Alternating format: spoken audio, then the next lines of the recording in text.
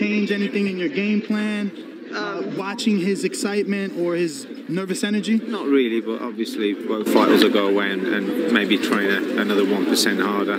It will motivate Anthony a little bit more. He was already motivated. It's a big challenge coming to New York and, you know, giving Miller a shot at the title in his backyard, in his hometown. So, you know, it's a great opportunity for both fighters, but obviously Anthony knows that Miller can fight and will take him deadly serious. So when did he start, I want to say, at least loosening himself up? He looks fairly fit for this press conference, as if camp might have started already.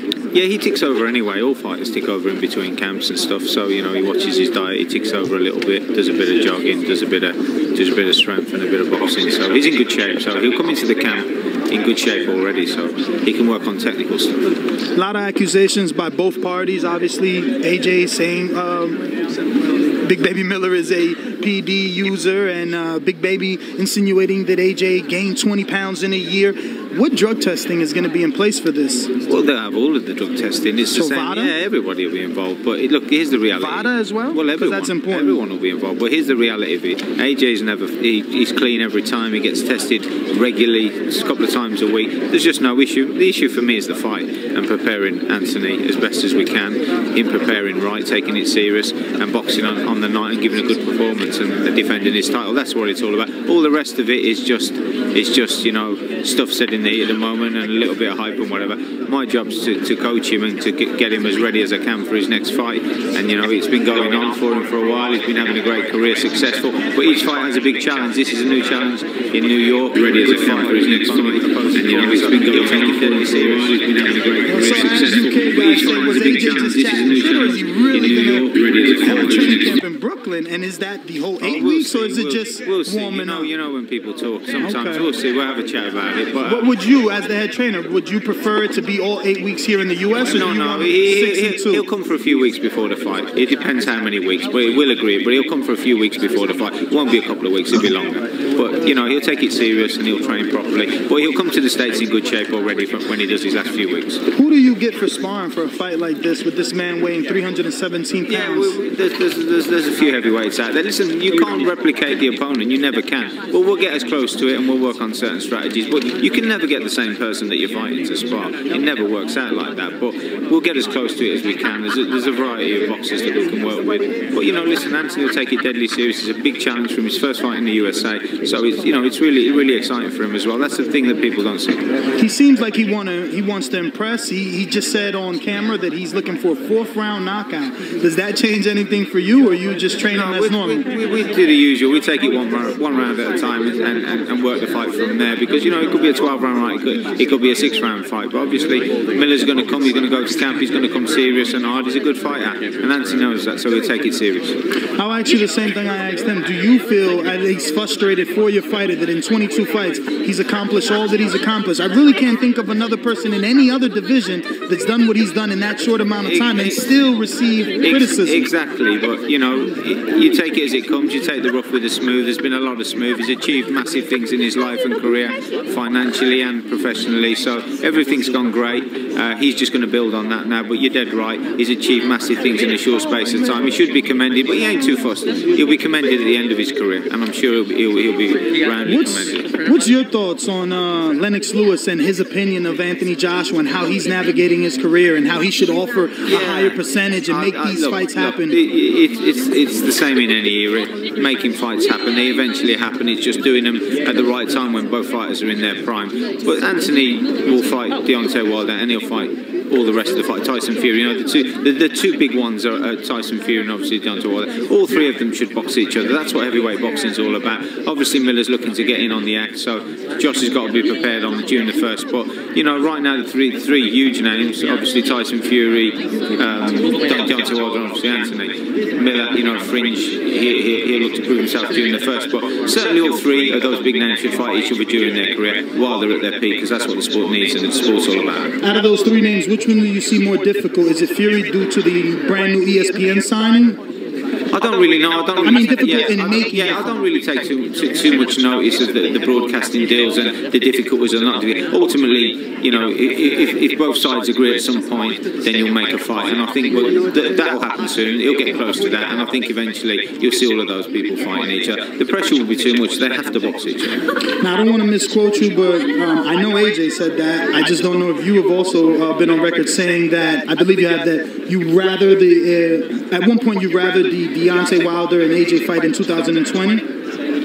Well, where are we now? 19. No, listen. You can do it this year. You can do it next year. As long as you do it this year or next year, they're both at their peak. So we'll get we'll get a fair on this fight and a fair outcome.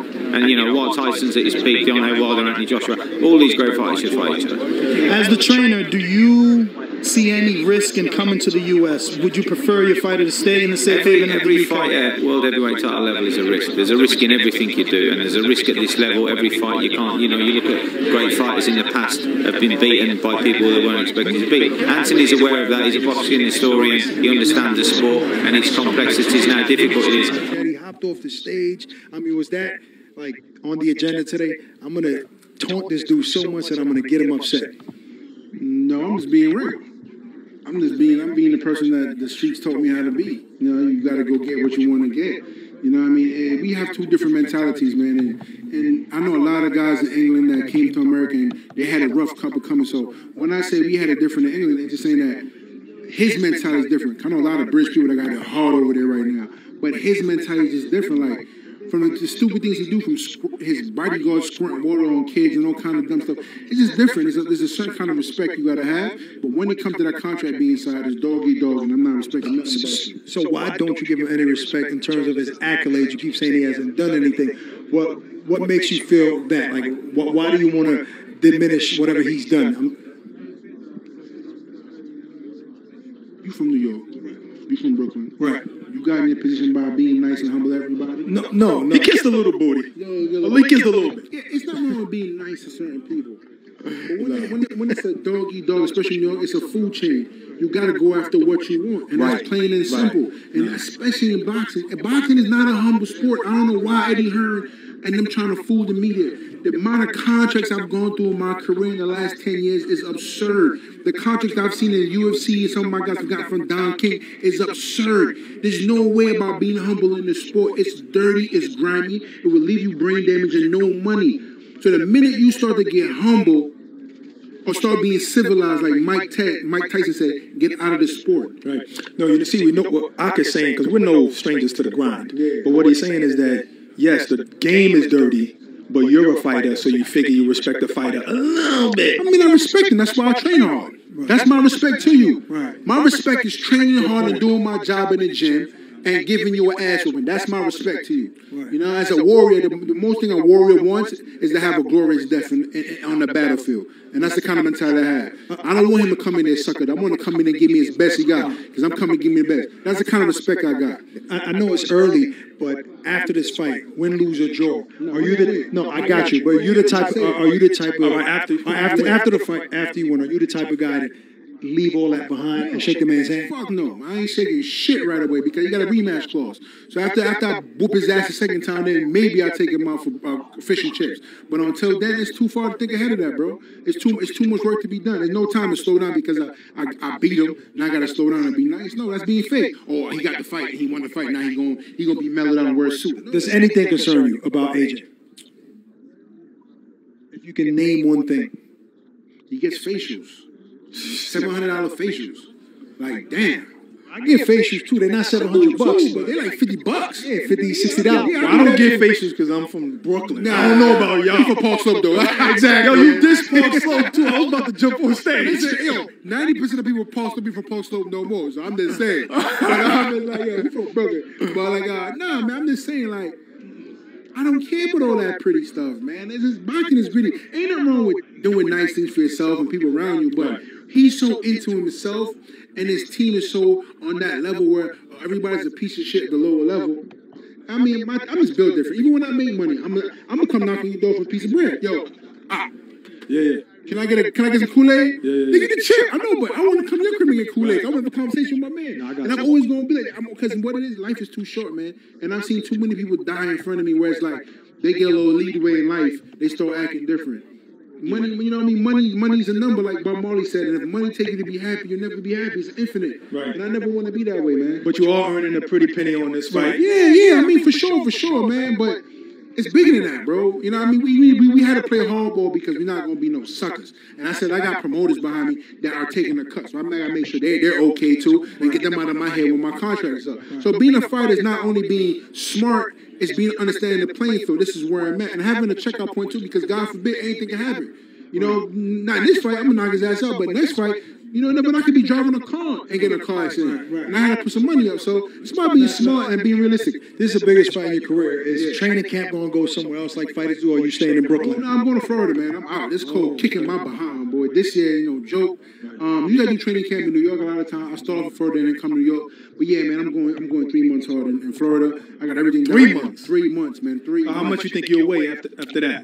Between 295, 290, 300. So you coming real light? Yeah, not even because I'm 325 now. 25 pounds ain't nothing. I'm dropping the first month. I've been lifting heavy, and everybody think I lost weight. I just been hitting the weights, eating a little cleaner than usual instead of 2 Big Macs as one. So you know. Does it frustrate you when he says that you feather fisted or you a heavyweight they can't punch? Does that make you upset? Man, I don't care what nobody said, bro. When you get in, everybody said, yo, Big Baby slow, he don't hit that hard. Look what they said. I said, yo, Jarrell Miller throws a lot of shots. His body punches had me walking funny the whole week.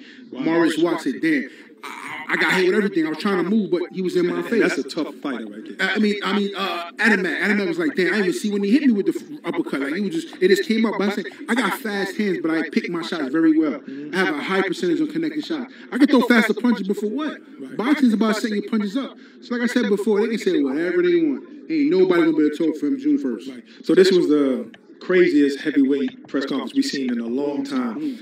When my gun would have came out was when he blew a kiss at your mother. How'd you feel about that? Well, you gotta understand, my mom was You played that well. Yo, my mom's a clown like me, bro. My mom was the biggest. My mom is a jokester just like me. Like when you grow up in that background, especially in New York, where the ethnicity groups are so diverse, you have to be able to not take anything different. When my friend, I grew up with an Italian dude in Flatbush for a little while I was a kid, and he used to call me a moolie. Now, what the fuck is a moolie? That's just like growing up in Park Slope, bro. Call me a Negro, like a moolie. And I'm like, nah, I'm with my boy, though. Yeah. I ain't think none of it. And I asked my godfather the time, like, don't call him moolie again. I call him a guinea. And I'm like, what the fuck is it? And then we end up being best friends. But what happened is you understand diversity in culture. And he's like, that's my boy. And he's a white boy. That's my N-word. And it's like, you grew up in that way. That's what I love about New York. It's the East Coast. Anywhere in America in general, but especially in the East Coast, is like, yo, man, it's just love, thick skin, bro. Guys. You gotta have thick skin, man, because you're not gonna survive. Because if I got off every time a cop did something crazy, I'd either been in jail or I'd have been shot. You gotta let certain stuff go. You know what I mean? That's all. I tell you what, though, it broke record. The fights in pre-sales, so obviously it's gonna be a packed crowd come June 1st. I want to wish you good luck, man. Oh, thank you, man. Appreciate you, man. Thanks for coming through, man. And I appreciate you guys. Yes, sir. And I appreciate the zone. So for $9.99, you're gonna see me kick this English muffin's ass. Oh, this camera. Yeah. For $9.99, you're gonna see me kick this English muffin's behind. So tune in. Don't go nowhere. Get your popcorn, Cumberland City, and cheeseburgers. Cause Big Baby's coming straight out of Brooklyn. All right, there you have it, folks. Big Baby Miller. Jarrell Miller, folks. Don't miss this heavyweight showdown for the Undisputed World title. Fighting for a while now. June 1st, Anthony Joshua versus Big Baby Miller. Akam Barak. Oh, man.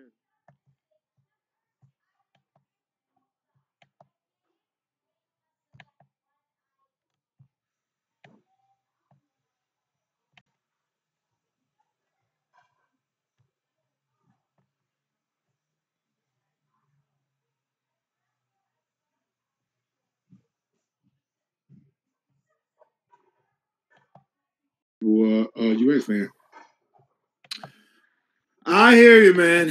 I'm just not making excuses. You want to get the fight made. Like I said, these are the type of quotes we want to report on when believing that a promoter is trying to make a deal. You want to get the fight made. Stuff I'm trying to hear. Not any Leonard Letterby quotes like, oh, don't contact my fighter. Nah, you know what I mean? We want open door, friendly negotiations. Not saying one doesn't exist or anything like that. The fact that he's saying it's a tremendous offer, I'm excited to see. Could someone get a leak? Are we going to get a leak or something? Do you think that it's a co-promotional deal or a co-network deal? I would assume it's a co-promotional deal. I mean, that's Top Rank Fashion, right? Like they may, and if not, it's going to be some options. But I'm assuming 2-fight deal. I'm assuming, you know, that first one. You know, do they do 2 main events? Or do they try to play Wilder and put him on a Fury undercard, you know, and double it up, saying, "Hey, you guys are gonna fight each other"? So you know, only way that'll work is Fury fights in the UK first, then Wilder fights at nighttime over here. Oh, that might be I mean, there might be a thing that they could do. But also, I was gonna ask, shit, with the network. Is Showtime? Do you feel like Showtime is going to be involved? Because he said Finkel and Heyman. He didn't really bring up Espinoza or Showtime. He doesn't need to, because the whole premise of the audio was that he came out on a Boxing Voice and said that he was a free agent. So he sent it to his manager and advisor. No need to send to anyone else. So that means Showtime is not in the picture. Showtime can put themselves in the picture. I'm sure they have last option or last right refusal or something like that. Okay. Just trying to see what if I could potentially land. They didn't have it in contract. Even if they didn't have it in contract, did they get the right to make a last offer? Their partnership. Heyman and Finkel wouldn't be doing Deontay. You know, they would be doing him a disservice if they didn't even go to Espinoza and try and see what that new leverage brings them. Which I'm sure that they will. How do you feel if you're Showtime though? If you're Espinoza and all this news come out Monday about I'm a free agent, and then today you see Bob Arum, who is a major player in boxing. We all know Top Rank is pretty much synonymous. If you're Showtime and Espinoza, you know that the truth of the matter is, even though the general public may not like it, if you lock in Deontay Wilder, the public is going to watch Brazil, Ortiz, Joe Joyce, all those dudes versus Wilder on your network. But you got to lock them in. If you don't lock them in, if I'm Wilder, I'm not signing anything wrong with a 2-fight. It all goes down, as you can see. Able to get a 2-fight deal. Expect fireworks at the It expired, and his next day. fight is AJ. He did resign, and DAZN reps did not want to tell me for how long. But, yeah, I think a 2-fight deal gives him the room to fight Fury. If he wins, he gets to leave and go and try and be undisputed without any strings attached. If he does anything longer than that, he's stuck in that Top Rank realm. But it looks like Top Rank wants some of that AJ money anyway. Yes, it does. But maybe they offer Wilder the Pulev fight, right? Maybe they say, look, we don't got to offer Fury the Pulev fight because we offered him the big bucks. He's comfortable with the money. Now let's offer Wilder decent money and a shot at Joshua by getting the Pulev fight. I don't know if it really means that, because Wilder's already a champion in one sanctioning body, so it might not rank him in the other sanctioning body if he gets the win unless he pays. But again, just throwing things out there that Bob obviously has the ability and capabilities of doing now that, you know, he's playing some real hard negotiation.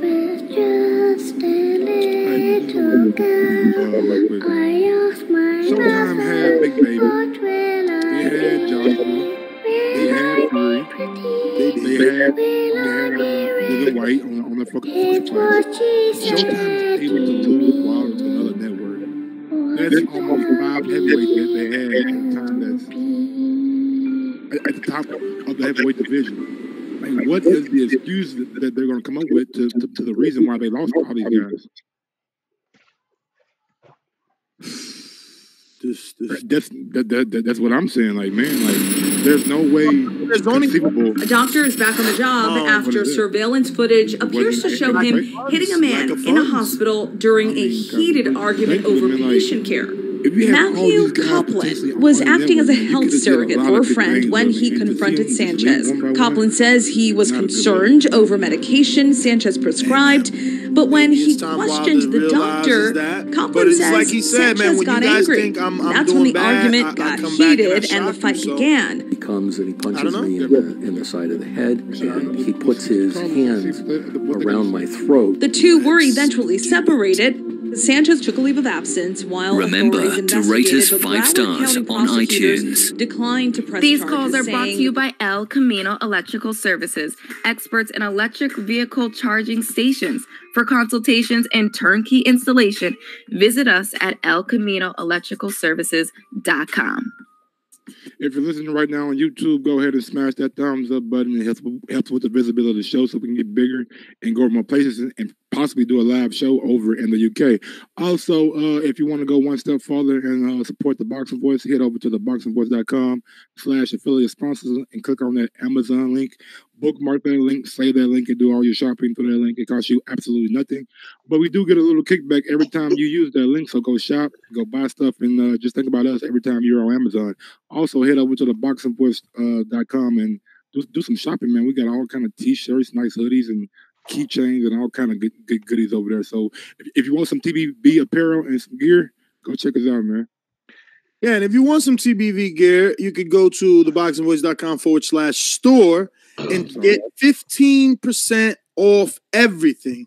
You could get an extra 20% off anything that's green. So if you want to get a TBV Ireland shirt in green, save you some money, do it, bro. Irish guy. You just want a UK shirt with green. Okay. That's your prerogative. But get 15 to 20% off depending on the color you choose. We're running this promotion from the 21st, starting mañana, to the 25th. And the coupon code is SAVE15. So save $15 with TBV over at theboxingvoice.com/store. So we're going to be all in Dallas. I want to see you with your shirts on. You know what I mean? Come say what's up, rocking the TBV brand, showing that you are a true supporter. We're going to go out to Skype. We have Caps. Just like that. What up? What up, Caps?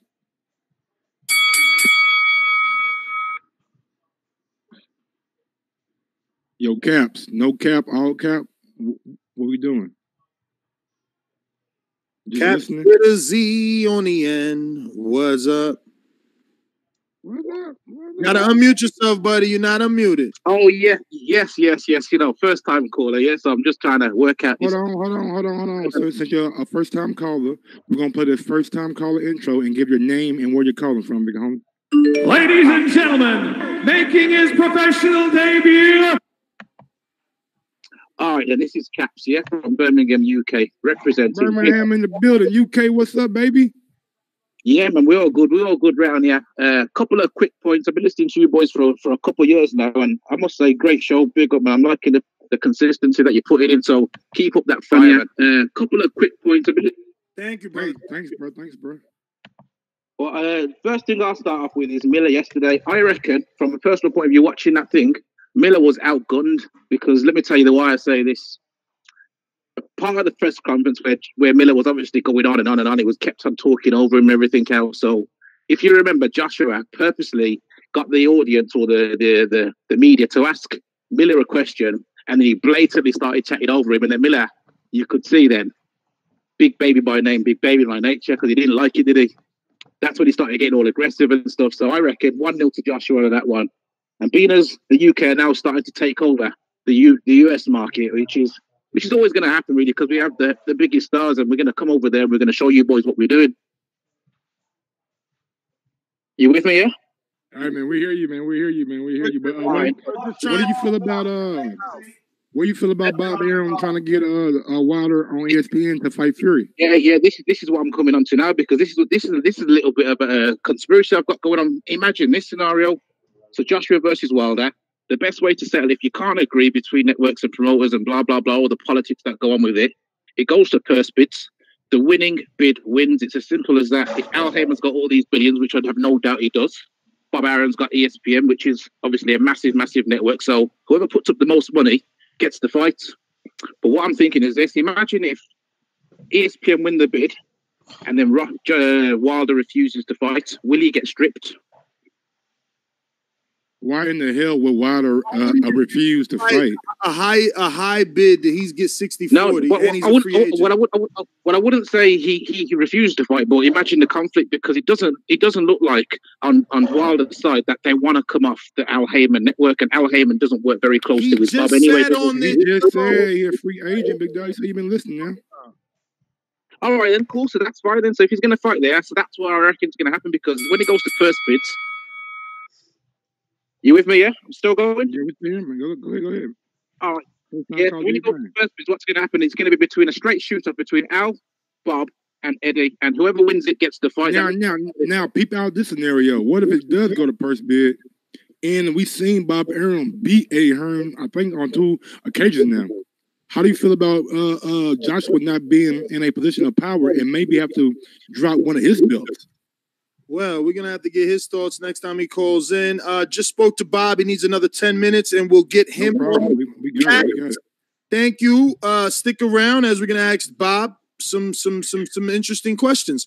Hey, hold on, man. Hold on. Big ups to after Mike, since we had him waiting an hour last show. My bad. Big ups to Caps, man. Thanks for calling in. Thanks for being a loyal listener, man. And first time calling in, man, we really do appreciate it, man. And everybody in the fucking chat, smash that thumbs up button. We got Bob Arum. We gave a fucking UK dude 5 minutes. What's up? Show us some love. UK, baby, stand up. US, stand up. It's going down June 1st. Who you got? Wilder, who you got? Fury, who you got, man?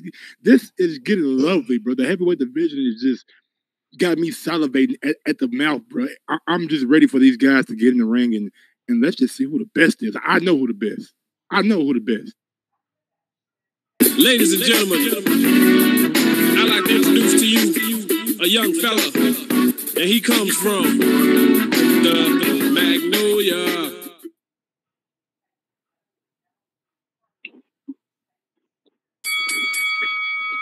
You know, what's up, homie? Whoa. Hey, bro. What's good? We got a lot of action going on right now, you hear me? Ness, bro, you got to lay hands on these motherfuckers one day. That's what I'm saying, bro. I tell you one thing, look, you always gonna be in Dallas, man. Ain't nobody gonna play with you in Dallas, bro. We gonna stress one of these motherfuckers out. You hear me? They want to sling raw that shit like a little fucking girl. Man, that security guard, yeah, who out shit, you hear me? I bet we better not, look, something happened Dallas, you hear me? We gonna handle that shit. That's my call. You already know, man. The love is strong, man. The love is strong. But you see how many people that are like chatting, like coming, like, and your defense, like, bro, if I was there, I would have took the L for you, man. I would have had you back, bro. I'm like, bro. Listen, man, you think you got real love out here, bro? I gotta take them L's, man. Like, it's the same situation with Broner. There's gonna be many more. Look at Barbershop. He was in a situation with Ward. One day you're gonna have to meet the person you're talking about. And that's just the way that it go. It happened with me with Daniel Jacobs. Like, it is what it is. We got Touch Potential. What up? What up, Touch, man? Sorry to keep you waiting, big homie. Now you don't want to talk to us. What's up? Can you hear me? We hear you. Yes, sir. Man, I'm nearly in my feelings, man. Waiting an hour earlier on. I was all ready to go and say Wagwan-ness, went to my country and ting. You gotta blame your fucking UK brother, man. Eerie, man. Everything eerie. Irie, man. Everything Irie, man. I tried.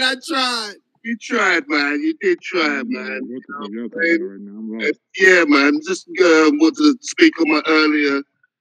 What was I say earlier on? Ness, man. Yesterday, man, it wasn't one of your finest performances, man. I really rate you, man. Yesterday, I don't know, man. You don't go at the press conference, but then you try to get Joshua on the pads. He gave you a brilliant answer for that. I don't understand why people say I tried to get him. You tried. Come on, let's be honest. Hear me out. didn't I say, hey, there was a lot of accusations being thrown out between you and Big Baby about PED usage about one another. Do you want to? So I said, do you want to clear it up? And being a good reporter, Ness did a follow-up question. I mean, come on. I'm not saying it was a bad question because even Gideon White brought up something about. I know why you done it, but AJ got you on that one. He got you on that one. That's okay. It's no problem.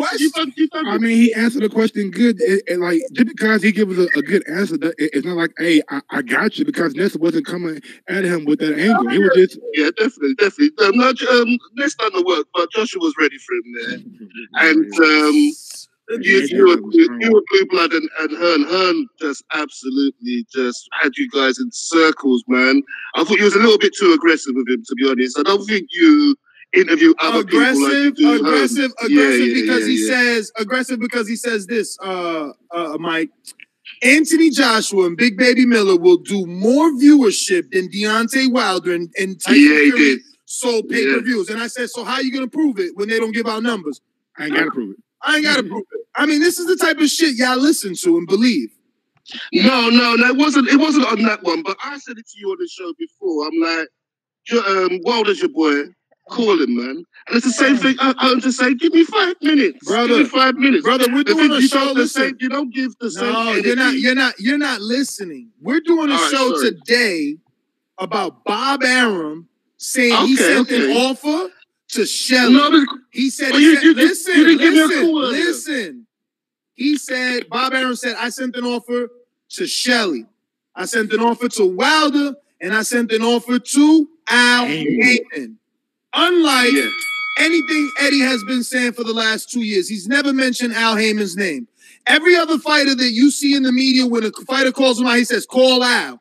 Oh, you want to fight me? Call Al. You want to fight me? Call Al. But Eddie keep calling Shelly, Lou DiBella. At one point, he said he was calling fucking Louis de Cubas. Come on, bro. You guys going to protect Eddie the way you protecting AJ. But I gave you hella time since you said you ain't getting no time the other time. There you go. That's some more time. We're going to go out to...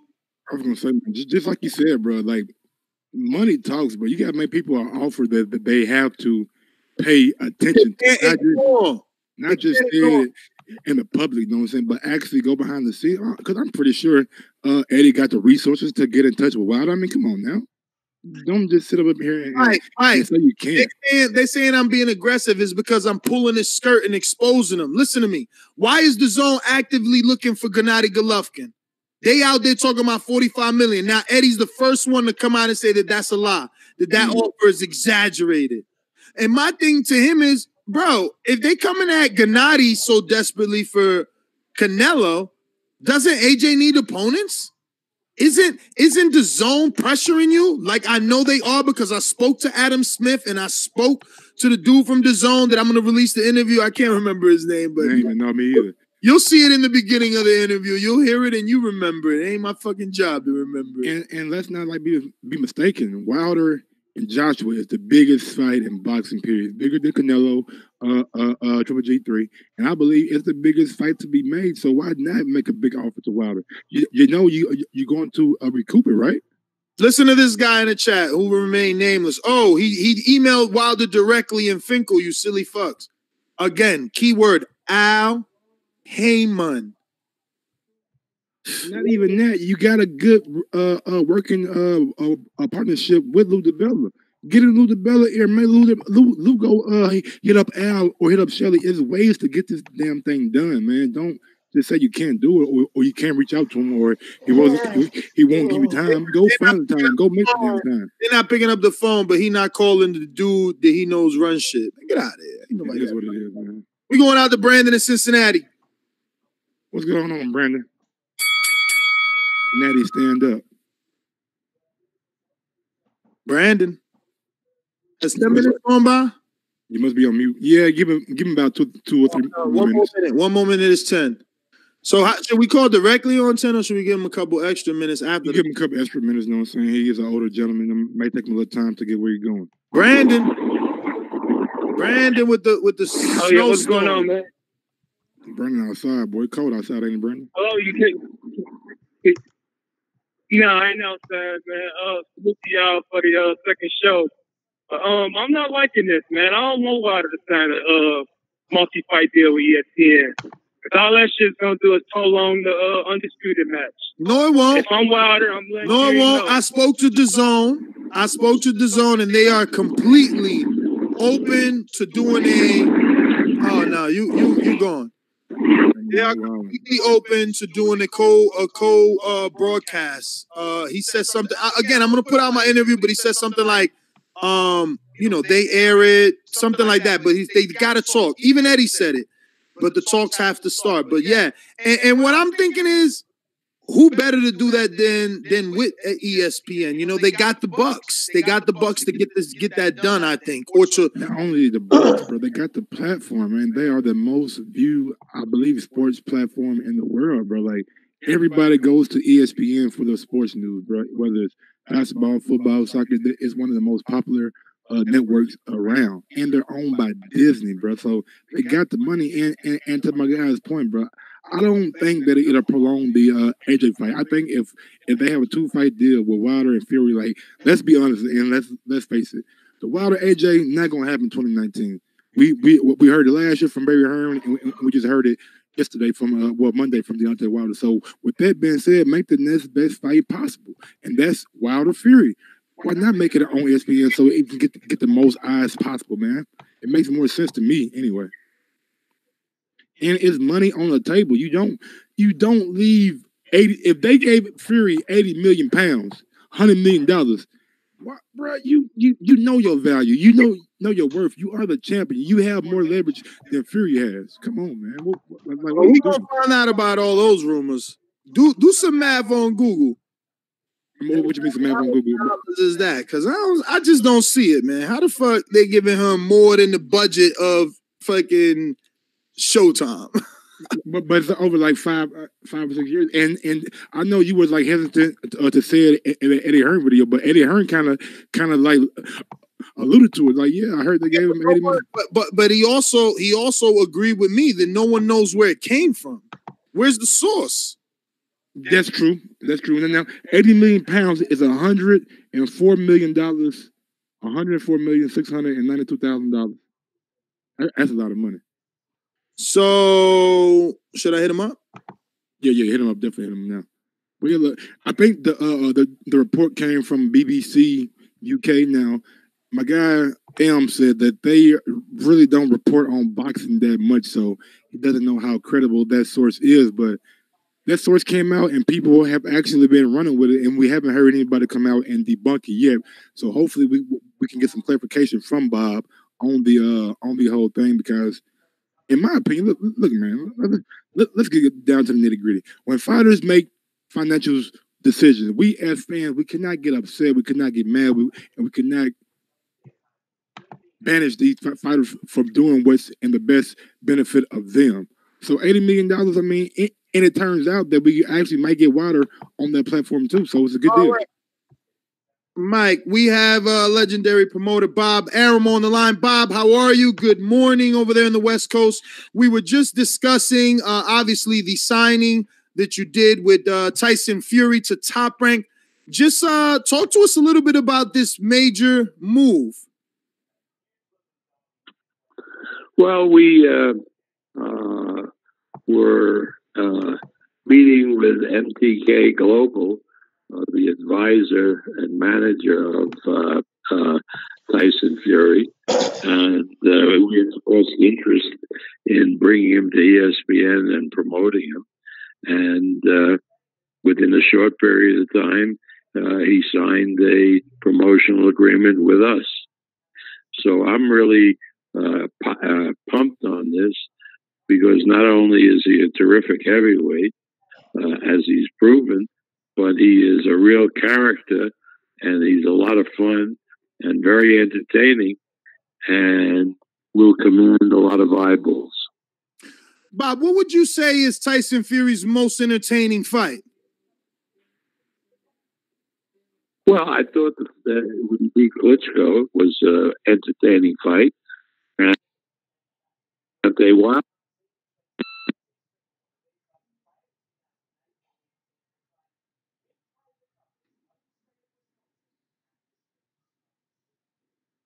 We are having some little issues real quick. Hopefully, go ahead and get Bob back on. But entertaining fights. I mean, I gotta agree with him with the water fight. That fight was entertaining. It had a lot of suspense, but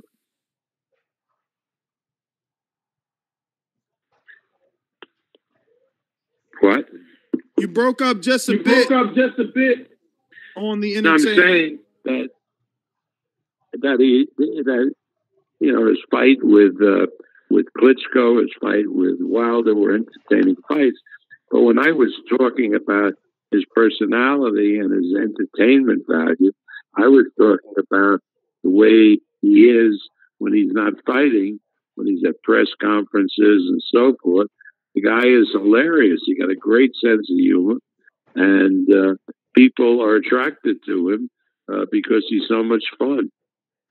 Now, what we know from interviewing other fighters that you promote, like Shakur Stevens, Jamel Herring, is that they tell us that Top Rank comes to them with a plan. They know what's going on for the entire 2019.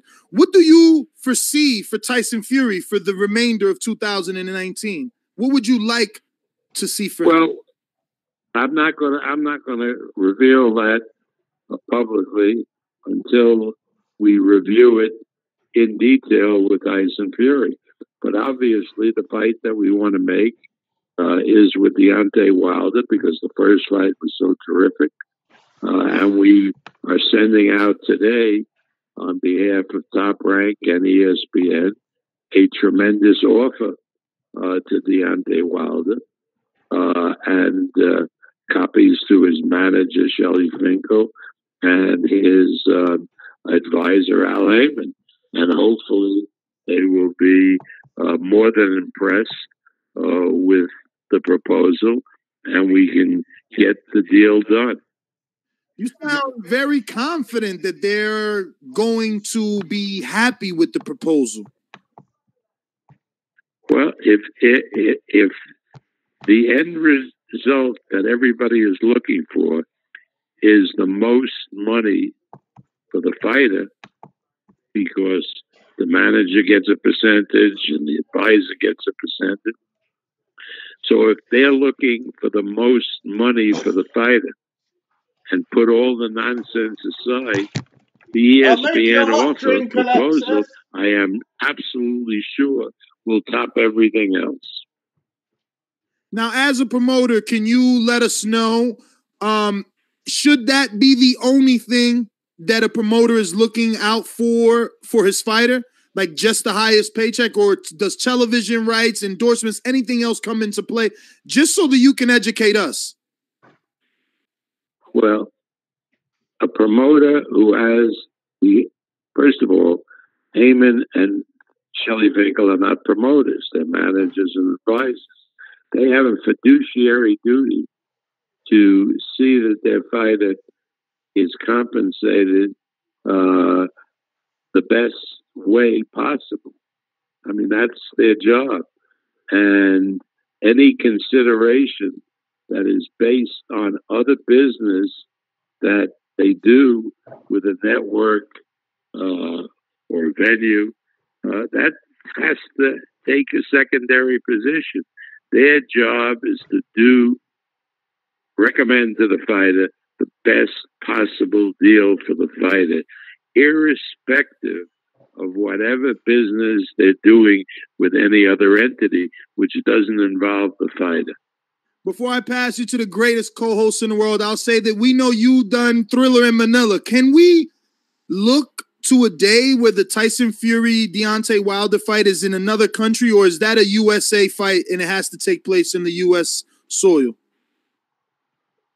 Well, it doesn't have to take place in the U.S. soil. There's no, requirement that it take place in the U.S. soil. However, we think that fight can do tremendous business at one of the MGM arenas in Las Vegas. And I would be hard-pressed to imagine another place that we would take it to outside of the United States. But anything is possible. How's it going, Mr. Aram? My name is Michael Gross. Now, there were reports that came out that Fury possibly got 80 million pounds to sign with Top Rank and ESPN. Is there any credence to that offer? And also, how many fights are on that deal? Well, it's a multi-year deal, and the 80 million figure, or 80 million pounds or dollars, I don't know where that comes from. I presume that if all the fights that we are contemplating take place over the period of the contract, that Tyson Fury will end up earning upward of $100 million. But that, to use that figure and say that it is certainty is just not accurate. Can the same be said about the Deontay Wilder proposal, and also how many fights are on that deal? I'm not going to talk about the proposal to Deontay Wilder until it's dispatched to Wilder, his manager, and advisor. Once it's out there, then it's for them to consider and to weigh, and I think that it would be inappropriate for me to tell anybody what's in that proposal. That's just not the way you do business. You can't negotiate these deals through media.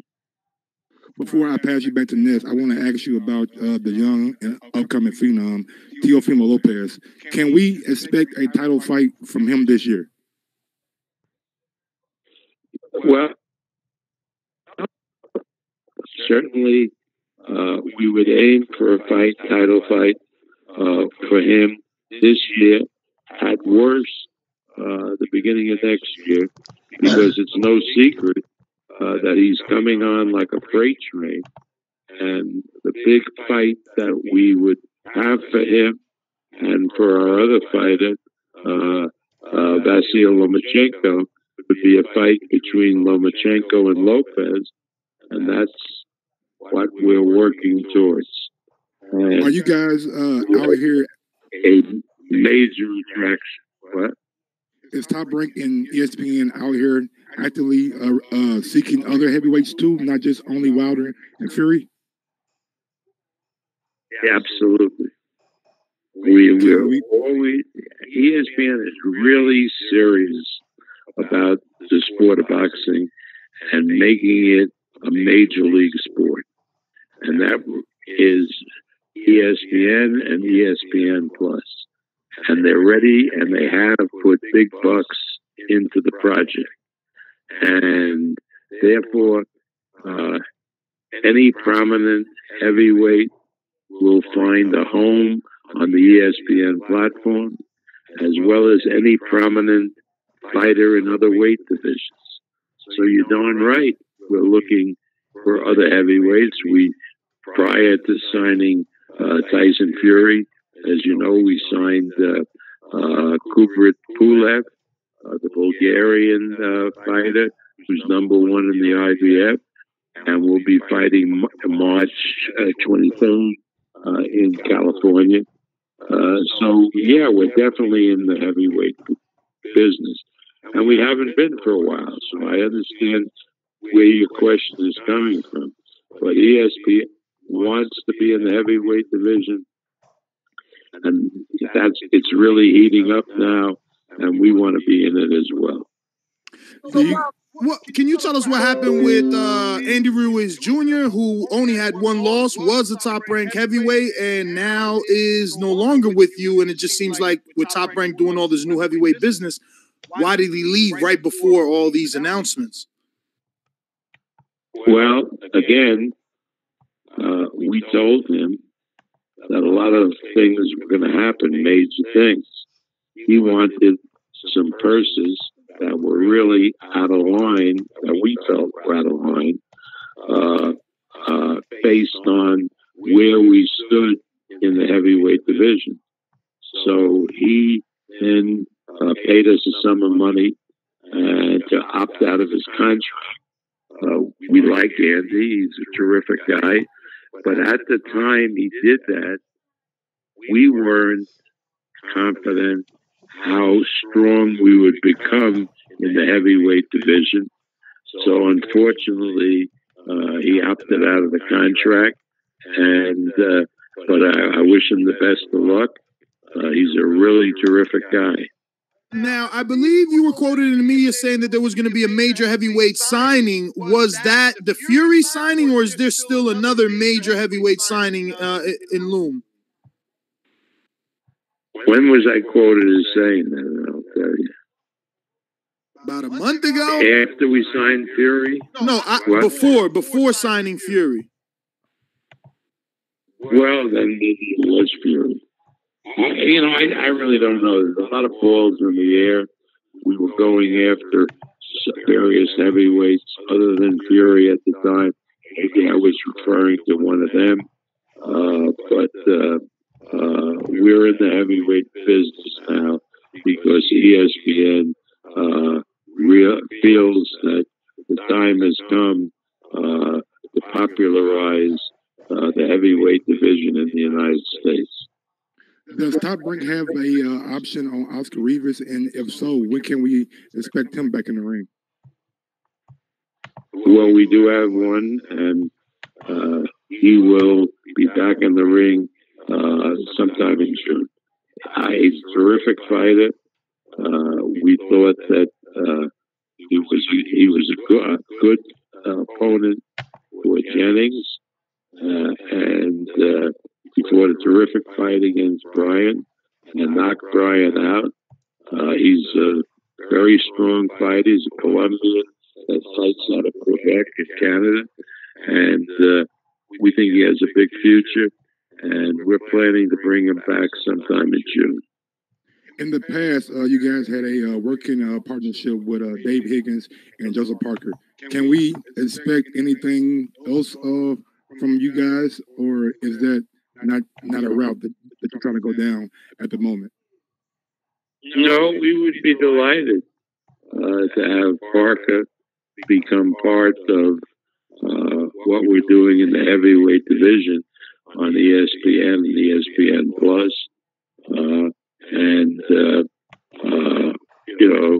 We have a working relationship with Parker, and we hope to hear from them and Kevin Barry soon, because Parker certainly would be a good acquisition for us promoting the heavyweight fighters. Bob, out of your new prospects, Teofimo, Shakur Stevens, Michael Conlan, who's first to get a title shot? And are we rushing as media and fans for these 12 and under fighters to get a title shot? Well, let's go back to days of yore, and not get into the nonsense that we've had in the last 10 years.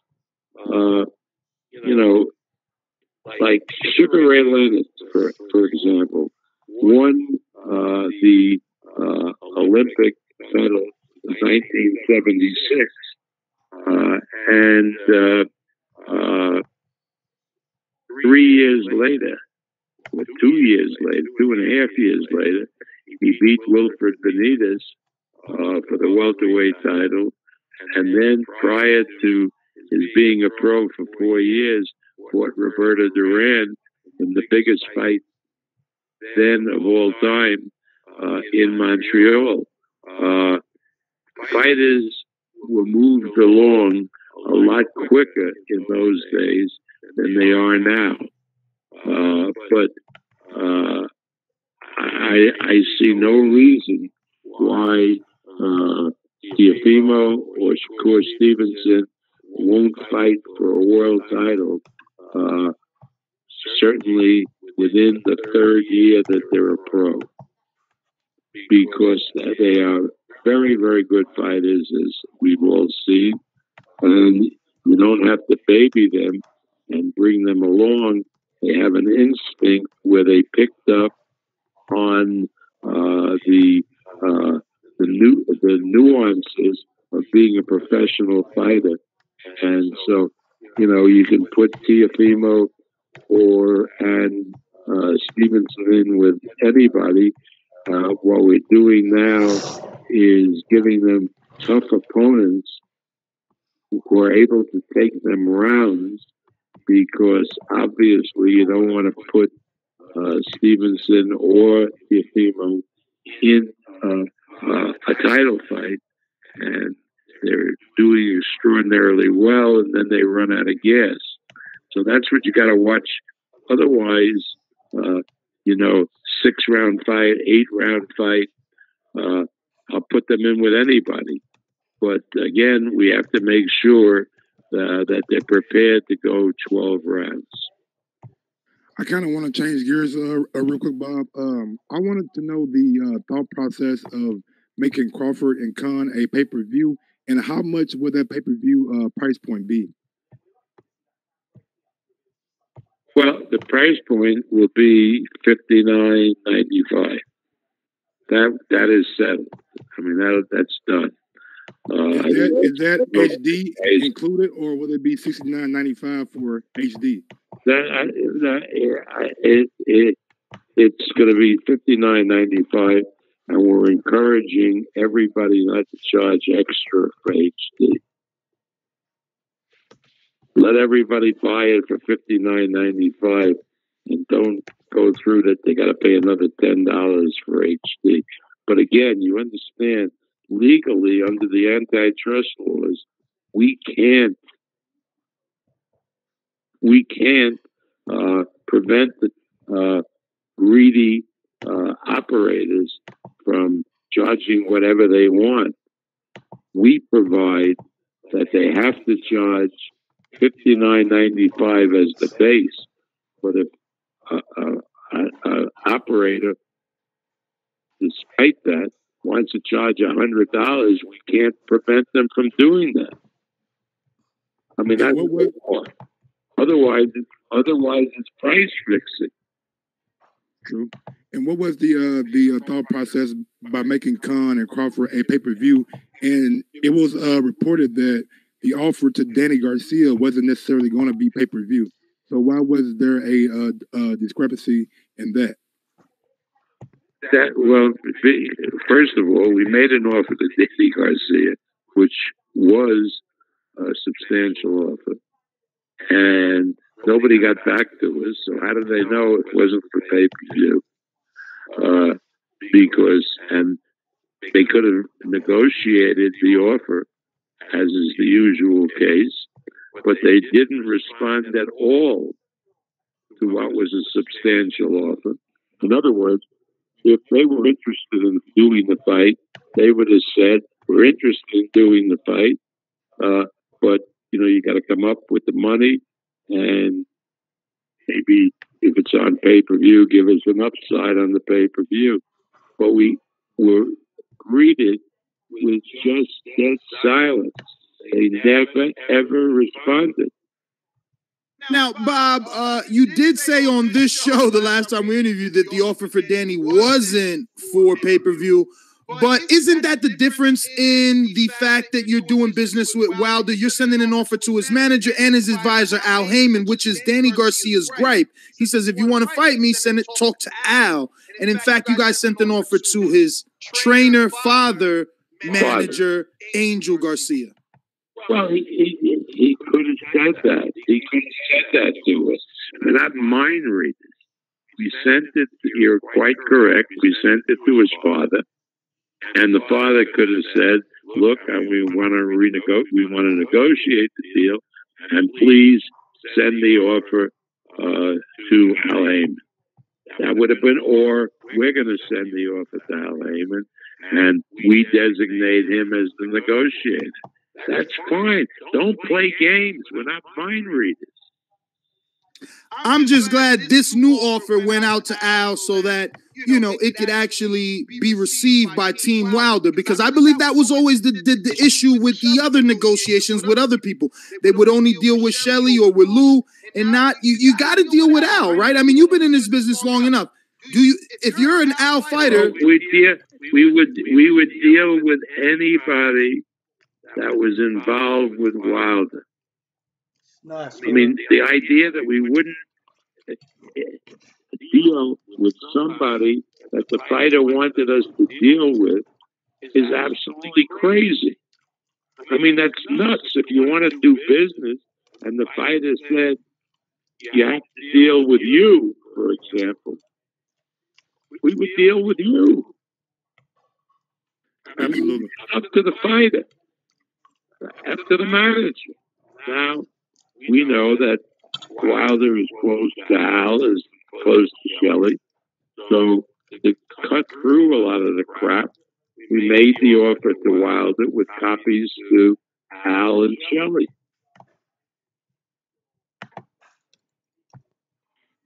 Absolutely. Now, I want to know, is Top Rank and ESPN still in the Gennady Golovkin sweepstakes, or has that ship sailed? Well, you know, a ship can sail and they come back to port. But ESPN at one point decided that Golovkin was not worth the trouble.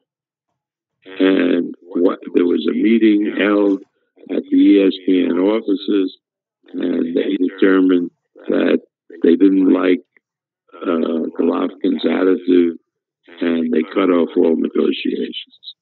Now, when you say he wasn't worth the trouble, is that on the financial side? Was he asking for too much? Yeah, it wasn't just the money; it was everything else. It was just a negotiation that couldn't go very far. Now, if he comes back and wants to renegotiate, ESPN probably would give us the green light to